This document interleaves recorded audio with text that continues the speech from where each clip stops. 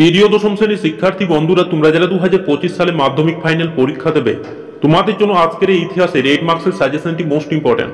দেখো, তোমাদের জন্য আমরা আজকে যে প্রশ্নগুলো রেখেছি, কেবলমাত্র তোমরা যদি এই প্রশ্নগুলো অভ্যাস করো, তোমরা দেখবে এখান থেকে ফাইনাল পরীক্ষাতে 100% হুবহু কমন পেয়ে যাবে। তোমরা এক এক করে এই প্রশ্নগুলো দেখে নাও এবং এই প্রশ্নগুলোই কেবলমাত্র অভ্যাস করবে, তোমরা দেখবে এখান থেকে 100% হুবহু কমন পেয়ে যাবে। এর বাইরে থেকে তোমাদের একটি প্রশ্ন অভ্যাস করার প্রয়োজন পড়বে না। তো দেখে নাও প্রথম প্রশ্নটি, প্রকৃতি, মানুষ ও শিক্ষার সমন্বয়ে রবীন্দ্রনাথ ঠাকুরের শিক্ষা চিন্তার পরিচয় দাও। এই প্রশ্নটি ভীষণভাবে গুরুত্বপূর্ণ একটি প্রশ্ন। তোমরা যারা এখনো পর্যন্ত এই প্রশ্নটি রেডি করোনি, তোমরা এই প্রশ্নটি তাড়াতাড়ি রেডি করে ফেলো।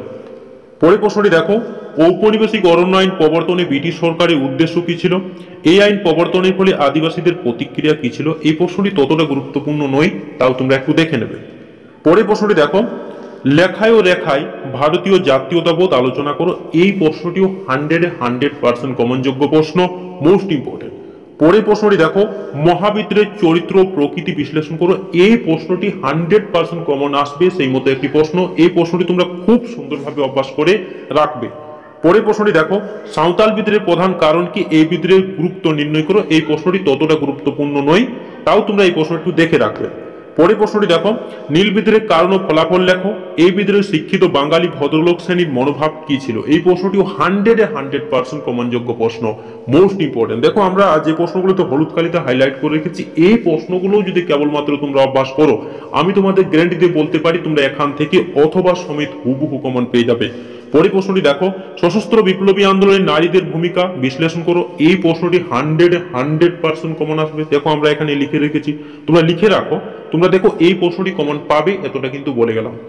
পরের প্রশ্নটি দেখো, ভারত ছাড়ো আন্দোলনে শ্রমিকদের ভূমিকা বিশ্লেষণ করো। ওয়ার্কার্স এন্ড পেজেন্ট পার্টি সম্বন্ধে একটি সংক্ষিপ্ত টিকা লেখো। এই প্রশ্নটিও গুরুত্বপূর্ণ রয়েছে।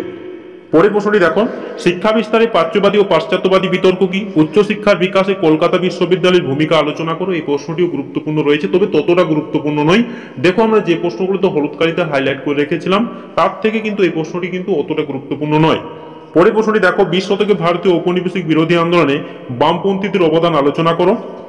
এবং দেখো, পরের প্রশ্নটি, বঙ্গভঙ্গ বিরোধী আন্দোলনে নারী সমাজ কিভাবে অংশগ্রহণ করেছিল, তাদের আন্দোলনের সীমাবদ্ধতা কি? দেখো, এই যে প্রশ্নগুলো রেখেছি তোমাদের জন্য 8 মার্কস থেকে, তোমরা যদি কেউ এই প্রশ্নগুলো অভ্যাস করে ফেলো, আমি তোমাদের গ্যারান্টি দিয়ে বলতে পারি তোমরা এখান থেকে 3টি প্রশ্ন তোমাদের 8 মার্কসের আসে, 3টি প্রশ্নই এখান থেকে কমন পাবে। তোমরা যেটি তোমাদের মনে হবে সেই প্রশ্নটি তোমরা অ্যান্সার করতে পারবে, তোমরা যদি এই প্রশ্নগুলো কেবলমাত্র অভ্যাস করে ফেলো। তো তোমাদের যদি ভিডিওটি ভালো লেগে থাকে, তাহলে চ্যানেলটাকে নিশ্চয়ই সাবস্ক্রাইব করে দেবো, লাইক করতে নিশ্চয়ই ভুলবে না। ধন্যবাদ।